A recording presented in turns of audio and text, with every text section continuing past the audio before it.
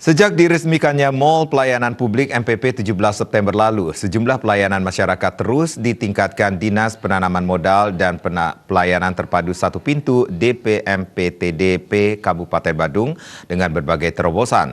Salah satunya adalah dengan mempermudah perizinan melalui aplikasi layanan perizinan online atau Laperon.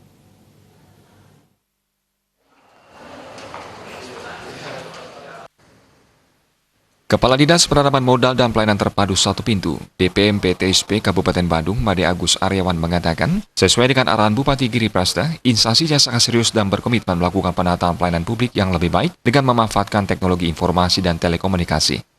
Sejauh ini, Mall Pelayanan Publik telah bergabung 24 instansi baik kementerian, BUMN, BUMD, termasuk swasta dan 8 instansi di lingkungan Pemda Badung dengan melayani 121 jenis layanan.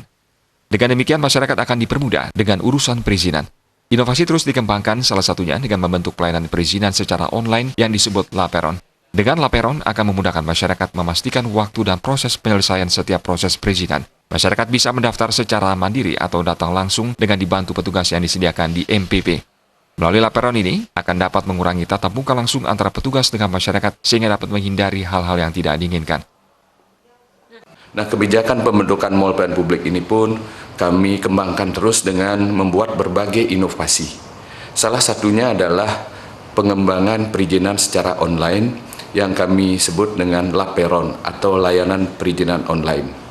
Layanan perizinan online ini memudahkan masyarakat, memastikan waktu dan proses penyelesaian setiap tahapan perizinan. Jadi masyarakat bisa mendaftar secara mandiri ataupun datang ke kantor kami, petugas yang siap melakukan pembantuan di dalam proses penanganan perizinan online tersebut. Melalui Laperon, semua perizinan itu kami laksanakan dengan sistem mengurangi tatap muka langsung atau ketemu langsung dengan masyarakat. Ini tujuannya adalah untuk menghindari terjadinya hal-hal yang tidak diinginkan. Selain Laperon, MPP Badung juga telah melaksanakan sistem yang dikembangkan pemerintah pusat yang disebut Online Single Submission (OSS). Dengan sistem online, masyarakat di Kabupaten Badung akan bisa menjalankan usaha dengan cepat dan aspek legalnya pun dapat diperoleh dengan cepat.